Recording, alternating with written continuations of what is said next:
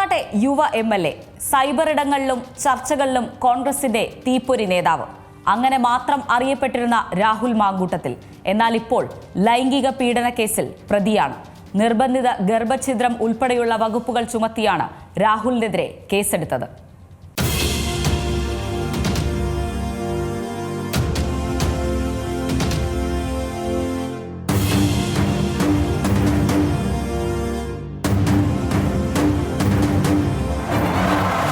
രാഹുൽ മാങ്കൂട്ടത്തിനെതിരെ ചുമത്തിയ വകുപ്പുകൾ ഇപ്രകാരമാണ്.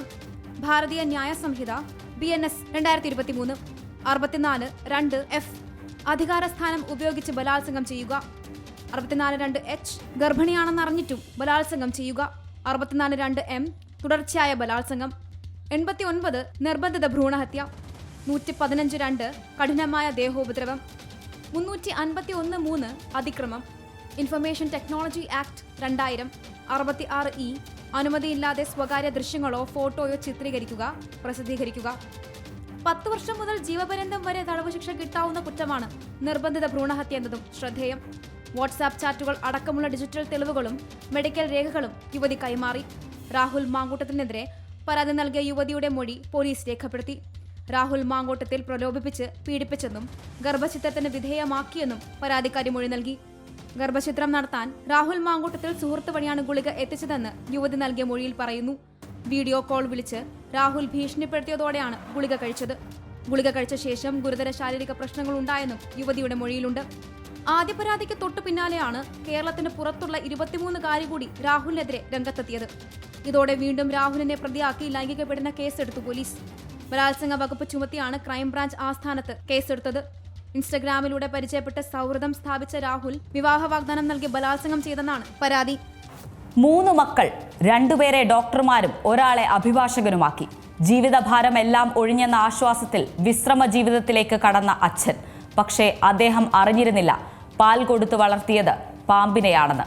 ആലപ്പുഴ കണ്ടല്ലൂരിൽ ഞായറാഴ്ച രാത്രി 9 മണിയോടെയാണ് അഭിഭാഷകനായ മകന്റെ ആക്രമണത്തിൽ പിതാവ് കൊല്ലപ്പെടുകയും മാതാവിന് ഗുരുതരമായി പരിക്കേൽക്കുകയും ചെയ്തത്. നമുക്ക് പരിശോധിക്കാം ഈ ക്രൂരതയുടെ കാരണം.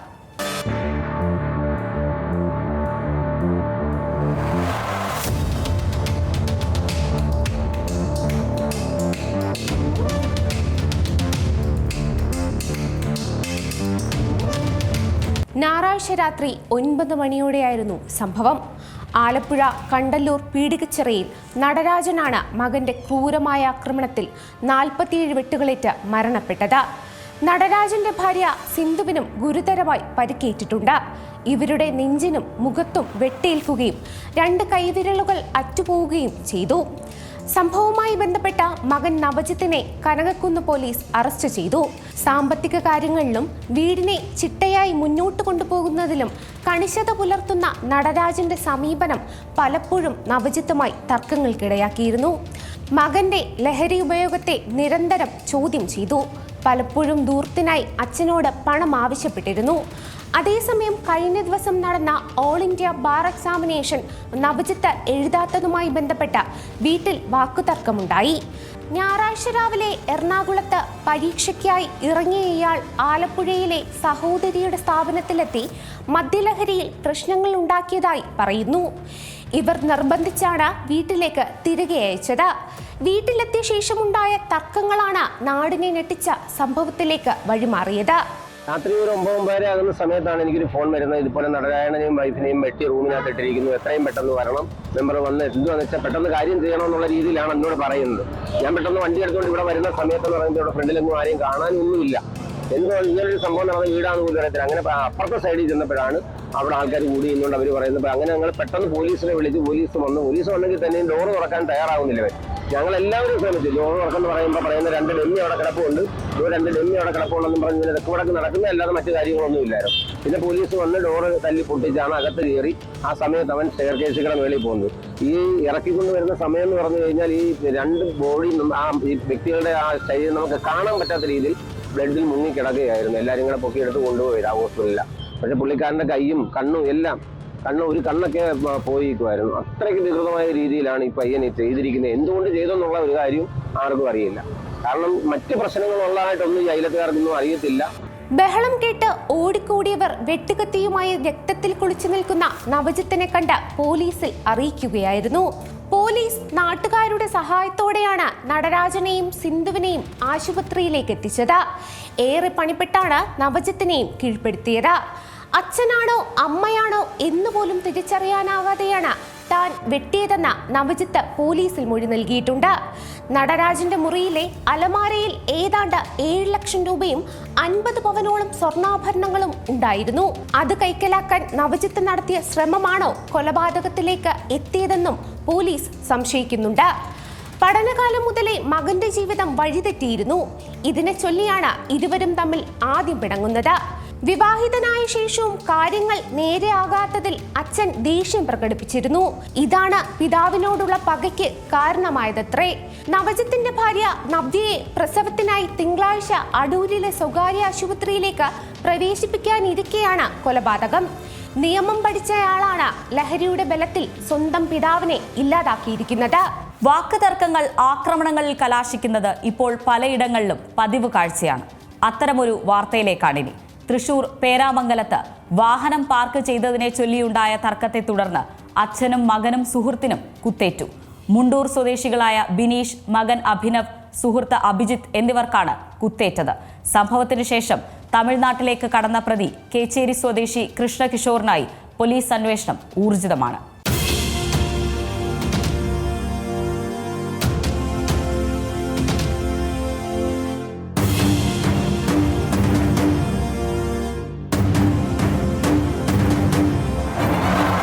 ഡിസംബർ 1-ാം തീയതി രാത്രി 9:30-യോടെയാണ് ബാഡ്മിന്റൺ കളി കഴിഞ്ഞ് മടങ്ങുകയായിരുന്ന അച്ഛനും മകനും സുഹൃത്തിനും നേരെ ആക്രമണമുണ്ടായത്. 2 സ്കൂട്ടറുകളിലായി വീട്ടിലേക്ക് പോകുകയായിരുന്ന ഇവരെ കുത്തിപ്പരിക്കേൽപ്പിക്കുകയായിരുന്നു. ഹോൺ മുഴക്കിയതിലെ പ്രകോപനമാണ് ആക്രമണത്തിന് കാരണം. മുണ്ടൂർ സ്വദേശികളായ ബിനീഷ്, മകൻ അഭിനവ്, സുഹൃത്ത് അഭിജിത്ത് എന്നിവർക്കാണ് കുത്തേറ്റത്. പ്രതി കൃഷ്ണകിഷോറിന്റെ ബൈക്കിന് പിന്നാലെ എത്തിയ അഭിനവ് 2 തവണ ഹോണടിച്ച് മുന്നിൽ കയറി. ഇത് ഇഷ്ടപ്പെടാതിരുന്ന കൃഷ്ണകിഷോർ ഓവർടേക്ക് ചെയ്തു പോയ ഇവരെ തന്റെ ബുള്ളറ്റിൽ പിന്തുടർന്നെത്തി തടഞ്ഞു നിർത്തി. തുടർന്നുണ്ടായ തർക്കത്തിനൊടുവിൽ ഇയാൾ കയ്യിൽ കരുതിയിരുന്ന കത്തിയെടുത്ത് അഭിനവിനെയും തടയാനെത്തിയ ബിനീഷിനെയും അഭിജിത്തിനെയും കുത്തിപ്പരിക്കേൽപ്പിക്കുകയായിരുന്നു. കുത്തിയ ശേഷം ബൈക്കിൽ രക്ഷപ്പെട്ട കൃഷ്ണകിഷോർ പിന്നീട് ബൈക്ക് ഉപേക്ഷിച്ച് കാറിൽ കയറി രക്ഷപ്പെട്ടു. നിസാര കാരണങ്ങൾക്ക് പോലും ആയുധമെടുക്കുന്നത് കേരളത്തിലും സഹജമാവുകയാണെന്നതിന്റെ മറ്റൊരു ഉദാഹരണമാണ് തൃശൂർ പേരാമംഗലത്ത് സംഭവിച്ചത്. Zee Malayalam news, Thrissur. പരിഷ്കൃത സമൂഹമെന്ന് അഭിമാനിക്കുന്നവരാണ് നാം. എന്നാൽ അതിനു ചേരാത്ത പ്രവൃത്തികളാണ് പലയിടങ്ങളിലും നമ്മൾ കേൾക്കാറുള്ളത്. ഒരു നാടിനെ മുഴുവൻ ഭീതിയിലാക്കിയ സംഭവമാണ് തിരുവനന്തപുരം നെയ്യാറ്റിൻകര കോട്ടുകാൽ കോണത്തേത്. നിയമത്തെ പോലും വെല്ലുവിളിക്കുന്ന സാമൂഹിക വിരുദ്ധർ. കോട്ടുകാൽ കോണത്തെ വികലാംഗന്റെ വീടിന് നേരെയായിരുന്നു അവിടെ ആക്രമണം.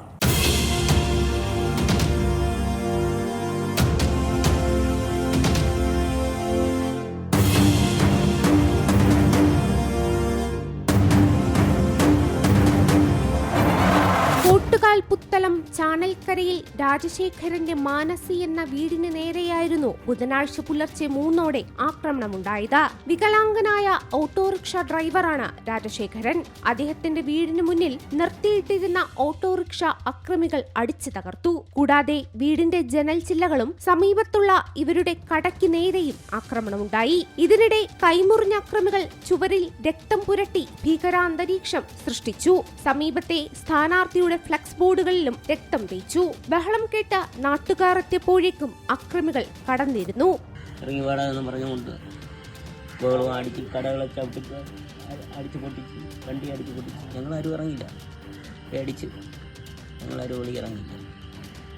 പോയി വരും, 5 മിനിറ്റ് കഴിഞ്ഞ് വീണ്ടും വരും, വീണ്ടും 5 മിനിറ്റ് കഴിഞ്ഞ് വരും. 3 സ്റ്റെപ്പായിട്ടാണ് അടിച്ച് തീർത്ത്.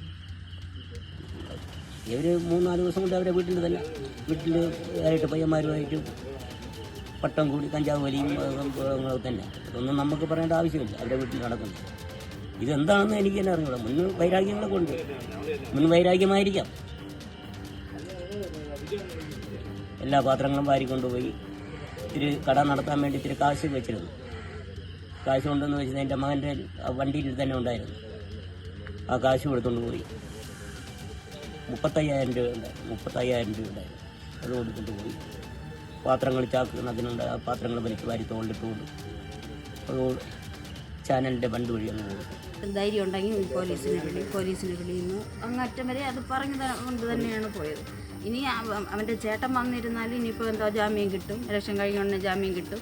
വന്ന ഉടനെ ഞങ്ങളെ 4 പേരെ എന്ത് ചെയ്തിട്ടായിരുന്നാലും കൊല്ലും എന്ന് തന്നെയാണ് പറയുന്നത്. എന്തായാലും പ്രതീക്ഷ തന്നെയാണ് നമ്മൾ ഇരിക്കുന്നത്. ഇനി ഇവനായിരുന്നാലും ഈ സിറ്റൗട്ട് വരെ കയറി വാതിൽ തള്ളി തുറക്കാനും ഇതെല്ലാം ചെയ്യാൻ കാണിച്ചെങ്കിൽ നാളെ ഇനി വീട്ടിൽ കയറാനും മടിക്കില്ല. ഞങ്ങളെ കൊല്ലാൻ തന്നെ ചെയ്യും. ഞങ്ങളെ 4 പേരെയും കൊല്ലും. കടയിൽ കിടന്ന എല്ലാം അടിച്ചു പൊളിച്ച് ഒരു പാലമുണ്ട്, ആ പാലത്തിൻ്റെ അവിടെയും കുറേ പാത്രങ്ങളൊക്കെ വാരിക്കൊണ്ടിട്ടേക്കണമെന്ന് പറയുന്നത്. എൻ്റെ ഉപജീവനം കഴിയേണ്ട എൻ്റെ ഓട്ടോയാണ്. അതാണ് എനിക്കൊന്നും വയ്യാതെ അപ്പോഴത്തേക്ക് ഓടും വന്ന് കിടക്കുമ്പോൾ വയ്യാത്തതുകൊണ്ട് അങ്ങനെ ഓടുന്ന ആ ആട്ടയാണ് അടിച്ചു പൊടിച്ച്. രാജശേഖറിന്റെ മകൻ അശ്വന്ത ഡിവൈഎഫ്ഐ മേഖലാ കമ്മിറ്റി അംഗവും SFI ലോക്കൽ കമ്മിറ്റി സെക്രട്ടറിയുമാണ്. ആക്രമണത്തിനു പിന്നിൽ രാഷ്ട്രീയ കാരണങ്ങളില്ല എന്നാണ് പ്രാഥമിക വിവരം. പ്രദേശത്ത് സ്ഥിരം ലഹരി സംഘങ്ങൾ തമ്പടിക്കാറുണ്ടെന്നും ചോദ്യം ചെയ്താൽ ആക്രമണങ്ങൾ പതിവാണെന്നും നാട്ടുകാർ പറയുന്നു. മുമ്പും സമാനമായ ആക്രമണം ഇവിടെ ഉണ്ടായിട്ടുണ്ട്. ആയതിനാൽ അവർ തന്നെയാവാം ഭീകരാന്തരീക്ഷം സൃഷ്ടിച്ചതെന്നാണ് സൂചന. സംഭവത്തിൽ കാഞ്ഞിരകുളം പോലീസിൽ പരാതി നൽകി. പോലീസ് അന്വേഷണം തുടരുകയാണ്. Zee Malayalam news, Thiruvananthapuram. പലപ്പോഴും നീരാളിപ്പിടുത്തമാണ് ലഹരി. യുവതലമുറയെ ആഴത്തിൽ കുടുക്കുന്ന ലഹരിപ്പിടുത്തം. എന്നാൽ ഈ ലഹരി ഒഴുക്കിന്റെ ഉറവിടം എവിടെയാണ് എന്ന ചോദ്യത്തിന്റെ മറുപടിയാണ് കൊച്ചിയിൽ നിന്നുള്ള ഈ വാർത്ത. 12 കിലോ കഞ്ചാവുമായി റെയിൽവേ കരാർ ജീവനക്കാരൻ റെയിൽവേ പോലീസിന്റെ പിടിയിലായി. ബീഹാർ സ്വദേശി മുഹമ്മദ് ഫൈസുള്ള എന്ന 45-കാരനെയാണ് അറസ്റ്റ് ചെയ്തത്. എറണാകുളം ടാറ്റാ നഗർ എക്സ്പ്രസിലെ ബെഡ്റോൾ സ്റ്റാഫാണ് ഇയാൾ.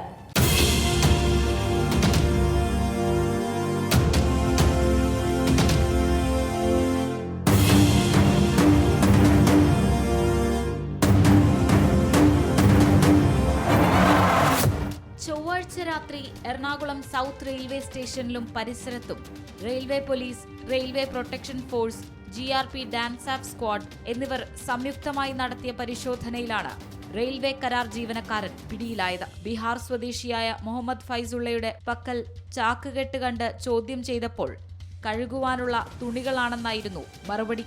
പരിശോധനയിൽ ചാക്കിൽ നിന്നും കഞ്ചാവ് കണ്ടെത്തി.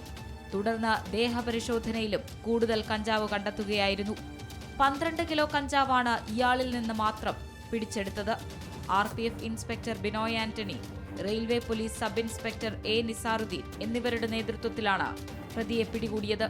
നമ്മുടെ ഇൻസ്പെക്ടർ ബിനോയ് സാർ ഉൾപ്പെടെ നമ്മുടെ GRPയുടെ ഡാൻസാഫ് സ്ക്വാഡും അതുപോലെ തന്നെ RPFിൻ്റെ CPDS ക്രൈം പ്രിവെൻഷൻ ഡിറ്റൻഷൻ സ്ക്വാഡും കൂടി ഇന്നലെ രാത്രി ഡെയിലി കൊണ്ട് ആഴ്ചയിൽ 2-3 ദിവസം വളരെ കൂടുതൽ സമയം പ്ലാറ്റ്ഫോമും അതുപോലെ യാത്രക്കാരുടെ സംശയം തോന്നുന്ന യാത്രക്കാരുടെ ലഗേജും പരിശോധിച്ച് വരവേ അവിടെ 2-ാം നമ്പർ പ്ലാറ്റ്ഫോമിൽ കൂടി പരിശോധന നടത്തി വന്നു.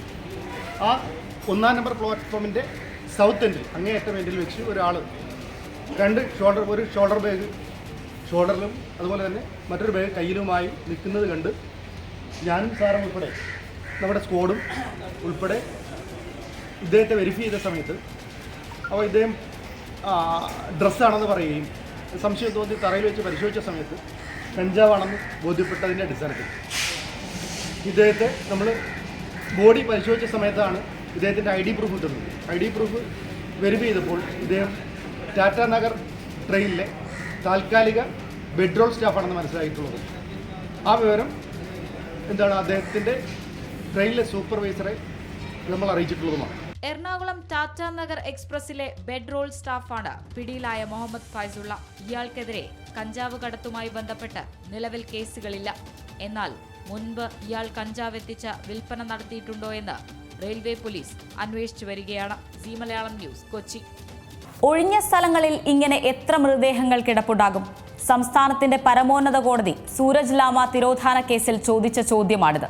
ഓർമ്മശക്തി നഷ്ടപ്പെട്ട ഒരാളെ എയർപോർട്ട് അധികൃതർ മുതൽ പോലീസ് വരെയുള്ള സംവിധാനങ്ങളുടെ വീഴ്ച മൂലം കാണാതായി എന്നാരോപിച്ച് രംഗത്ത് വന്നത് അയാളുടെ സ്വന്തം മകനാണ്. ഒറ്റയ്ക്ക് കൊച്ചി നഗരത്തിന്റെ പല ഭാഗങ്ങളിലും സ്വന്തം പിതാവിനു വേണ്ടി തിരച്ചിൽ നടത്തിയ മകന് ലഭിച്ചതാകട്ടെ കളമശ്ശേരി ഭാഗത്ത് ഒരു മൃതദേഹം തിരിച്ചറിയാൻ പോലും പറ്റാത്ത നിലയിൽ കണ്ടെത്തിയെന്ന വിവരമാണ്. ആരാണ് സൂരജ് ലാമ? പരിശോധിക്കാം.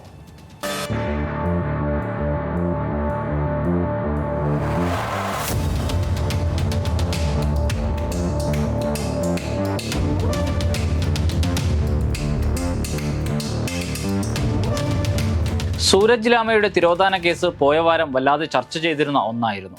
കേസിന്റെ വിശദാംശങ്ങൾ പറയുന്നതിന് മുമ്പ് ആരാണ് സൂരജ് ലാമ എന്ന് പരിശോധിക്കാം.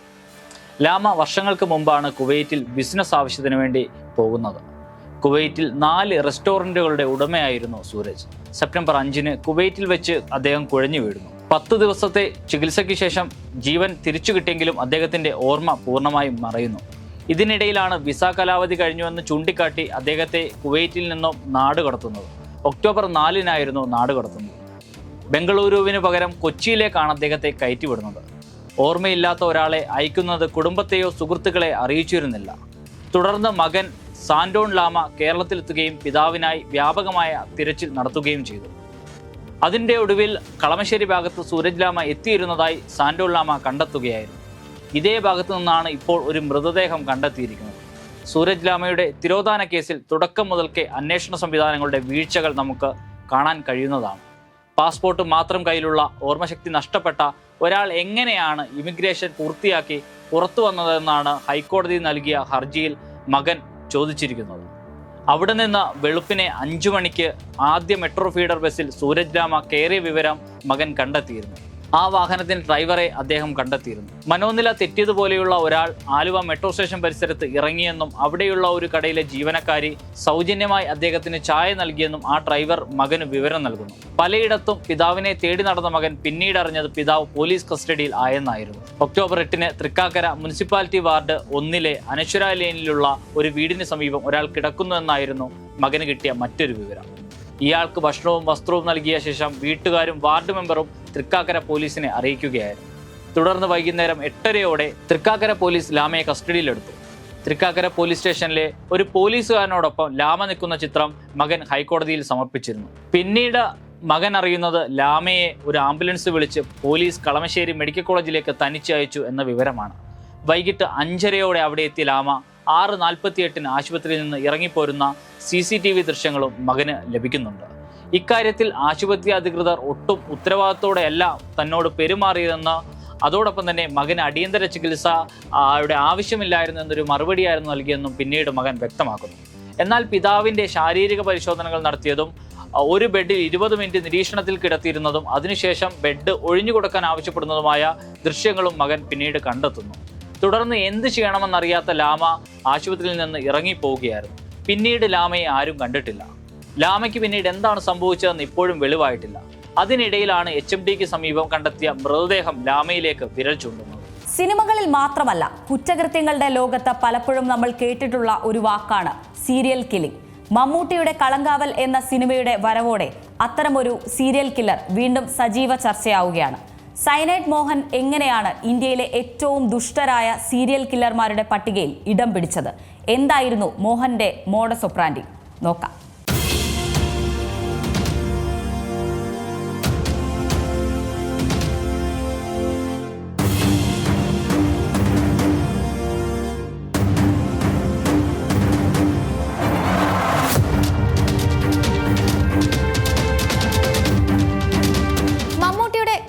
ചിത്രീകരണം ആരംഭിച്ചത് മുതൽ തന്നെ ഉയർന്നു വന്ന ചോദ്യങ്ങളിൽ ഒന്നാണ് ചിത്രം സൈനൈഡ് മോഹനെ ആസ്പദമാക്കിയുള്ളതാണോ എന്ന്. കളങ്കാവലിൽ മമ്മൂട്ടിയുടെ കഥാപാത്രം ഒരു സീരിയൽ കില്ലർ ആകാനുള്ള സാധ്യതകൾ ടീസറിൽ കാണിക്കുന്നുണ്ട്.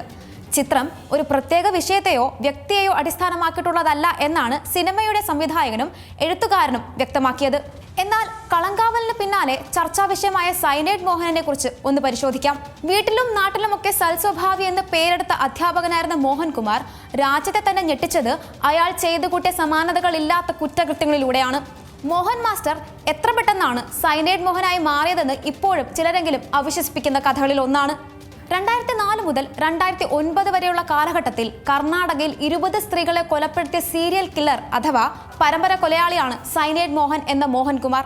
സ്ത്രീധനം നൽകാൻ കഴിയാത്തവരായ 22-35 വയസ്സിനിടയിൽ പ്രായമുള്ള സ്ത്രീകളെ വിവാഹം കഴിക്കാമെന്ന് വാഗ്ദാനം ചെയ്ത് പശ്ചാത്താക്കും. പിന്നാലെ ഇരയുമായി ലോഡ്ജിൽ മുറിയെടുത്ത് ശാരീരിക ബന്ധത്തിൽ ഏർപ്പെട്ട ശേഷം അടുത്ത ദിവസം രാവിലെ ഗർഭനിരോധന ഗുളിക എന്ന വ്യാജേനെ സൈനൈഡ് നൽകി കൊലപ്പെടുത്തുകയും ചെയ്യും. മരണം ഉറപ്പാക്കിയ ശേഷം സ്ത്രീകളുടെ പക്കലുണ്ടായിരുന്ന സ്വർണവും പണവും അപഹരിച്ച് രക്ഷപ്പെടുകയും. ഇതായിരുന്നു ഇയാളുടെ രീതി. കർണാടകയിലെ കന്യാന ഗ്രാമത്തിൽ 1963 മോഹൻകുമാറിന്റെ ജനനം. പഠനത്തിലും കായികത്തിലും മിടുക്കനായ മോഹന് ദക്ഷിണ കന്നഡയിലെ ഒരു പ്രൈമറി സ്കൂളിൽ കായിക അധ്യാപകനായി ജോലി ലഭിച്ചു. 1984 മുതൽ 2003 വരെ ഈ മേഖലയിൽ പ്രവർത്തിച്ചു. 3 വട്ടം മോഹൻ വിവാഹിതനായി. ഇതിൽ ആദ്യത്തെ വിവാഹം അധിക നാൾ നീണ്ടു നിൽക്കാതെ ഡിവോഴ്സിൽ കലാശിച്ചു. പിന്നീട് മറ്റ് 2 വിവാഹ ബന്ധങ്ങൾ നിലനിൽക്കെ അത് മറച്ചുവെച്ച് മറ്റൊരു സ്ത്രീയുമായി അടുപ്പത്തിലായി. മോഹൻ വിവാഹിതനാണെന്ന് അറിയാതെ വിവാഹത്തിന് നിർബന്ധിച്ച സ്ത്രീയെ ഒഴിവാക്കാനായിരുന്നു പിന്നീട് മോഹന്റെ ശ്രമം. അതിനായി ഇയാൾ ഒരു പാലത്തിന് മുകളിൽ നിന്ന് ഈ യുവതിയെ തള്ളിയിട്ട് കൊല്ലാൻ ശ്രമിച്ചു. എന്നാൽ യുവതി രക്ഷപ്പെടുകയും ചെയ്തു. ഇയാൾക്കെതിരെ വധശ്രമത്തിന് കേസെടുക്കുകയും ചെയ്തു. അന്ന് ആദ്യമായാണ് മോഹൻ ജയിലിൽ എത്തുന്നത്. അതായിരുന്നു മോഹൻ മാസ്റ്ററിൽ നിന്ന് സൈനൈഡ് മോഹനിലേക്കുള്ള മാറ്റത്തിന്റെ തുടക്കം. അവിടെ കണ്ടുമുട്ടിയ സെൽമേറ്റിൽ നിന്നുമാണ് സൈനൈഡിനെ കുറിച്ച് അറിയുന്നത്. വധശ്രമ കേസിൽ കുറച്ചു മാസം ജയിലിൽ കഴിഞ്ഞ മോഹന് തെളിവുകളുടെ അഭാവത്തിൽ പുറത്തിറങ്ങാനായി. പിന്നീടായിരുന്നു കൊലപാതക പരമ്പര. പോലീസ് എങ്ങനെ ഇയാളിലേക്ക് എത്തി? 2009 22-കാരിയായ അനിത മുല്യ എന്ന യുവതിയുടെ തിരോധാന കേസിലെ അന്വേഷണമാണ് തുടക്കം. കേസുമായി ബന്ധപ്പെട്ട് അനിതയുടെ ഫോൺ കോളുകൾ പരിശോധിച്ച ബണ്ട്വാൾ പോലീസ് കാണാതായ മറ്റൊരു പെൺകുട്ടിയുമായി അനിതയ്ക്ക് ബന്ധമുണ്ടെന്ന് കണ്ടെത്തി. ആ പെൺകുട്ടിയുടെ ഫോൺ കോൾ പരിശോധിച്ചപ്പോൾ നിരന്തരം ഒരു നമ്പറിൽ നിന്ന് കോൾ വന്നതായും ആ നമ്പറിന്റെ ഉടമ കാണാതായ മറ്റൊരു സ്ത്രീയാണെന്നും പോലീസിന് മനസ്സിലായി. അങ്ങനെ ലഭിച്ച ഓരോ ലീഡും പോലീസിനെ എത്തിച്ചത് ഒരു തുമ്പും ലഭിക്കാത്ത പുതിയ തിരോധാന കേസുകളിലേക്ക്. ഒടുവിൽ കേസിന്റെ വഴിത്തിരിവിലേക്കെത്തി. കാണാതായ പെൺകുട്ടികളുടെ സിം കാർഡുകൾ ഉപയോഗിച്ചിരുന്ന ഫോണുകളുടെ പൊതുവായ IMEI നമ്പർ കേന്ദ്രീകരിച്ച് പോലീസ് നടത്തിയ അന്വേഷണമാണ് വഴിത്തിരിവായത്. അവയിൽ IMEI നമ്പറുള്ള ഒരു ഫോൺ മംഗലാപുരത്തിന്റെ പ്രാന്തപ്രദേശത്തുള്ള ഒരു ഗ്രാമത്തിലേക്കുള്ള ലൊക്കേഷൻ ട്രാക്കുമായി ഏകദേശം 20 മിനിറ്റോളം തുടർച്ചയായി ഉപയോഗിച്ചതായി കണ്ടെത്തി. മൊബൈൽ ഫോണിന്റെ ഉടമ അത് തന്റെ ഹാൻഡ്സെറ്റ് ആണെന്ന് സമ്മതിച്ചെങ്കിലും അത് തന്റെ അധ്യാപകനായ അമ്മാവൻ മോഹൻകുമാർ നൽകിയതാണെന്ന് വെളിപ്പെടുത്തി. ഇത് അന്വേഷണ സംഘത്തെ മോഹൻ മാസ്റ്ററിലേക്ക് എത്തിച്ചു. മോഹന്റെ 3ാം ഭാര്യയായ ശ്രീദേവിയുടെ വീട്ടിൽ നടത്തിയ റെയ്ഡിൽ വലിയ അളവിൽ സൈനൈഡ് പൊടിയും മറ്റു തെളിവുകളും പോലീസിന് കണ്ടെത്താനായി. സൈനൈഡ് മോഹൻ 25 കൊലപാതകങ്ങളിൽ പ്രതിയാണ്. അതിൽ 20 കേസുകളിൽ ശിക്ഷിക്കപ്പെട്ടു. അനിത എന്ന പെൺകുട്ടിയെ കൊലപ്പെടുത്തിയ കേസിൽ 2013 ശിക്ഷ വിധിച്ചു. എന്നിരുന്നാലും 2017 കർണാടക ഹൈക്കോടതി വധശിക്ഷ ജീവപര്യന്തമായി കുറച്ചു. കാസർഗോഡ് സ്വദേശിയായ 25 വയസ്സുള്ള ഒരു സ്ത്രീയെ കൊലപ്പെടുത്തിയ കേസിലും മോഹൻകുമാറിനെ 2020 കുറ്റക്കാരെന്ന് കണ്ടെത്തിയിരുന്നു. ഇതായിരുന്നു ഇയാളുടെ 20ാമത്തെ കൊലപാതകം. ഇന്ത്യയിലെ ഏറ്റവും ദുഷ്ടരായ സീരിയൽ കില്ലർമാരുടെ പട്ടികയിൽ ഇടം പിടിച്ച സൈനൈഡ് മോഹൻ ഇപ്പോൾ കർണാടകയിലെ ഹിൻഡാൻഗാൻ ജയിലിൽ തടവിലാണ്. കേരളത്തിൽ വിർച്വൽ അറസ്റ്റ് ഉൾപ്പെടെയുള്ള സൈബർ കുറ്റകൃത്യങ്ങൾ തുടരുമ്പോൾ ഏറ്റവും കൂടുതൽ സൈബർ അറസ്റ്റ് നടന്ന ജില്ലയായി മാറുകയാണ് വയനാട്. വയനാട് ജില്ലാ പോലീസ് മേധാവിയുടെ നിർദ്ദേശാനുസരണം സൈബർ സ്റ്റേഷൻ ഇൻസ്പെക്ടറുടെ നേതൃത്വത്തിലുള്ള സംഘമാണ് അന്വേഷണം നയിക്കുന്നത്.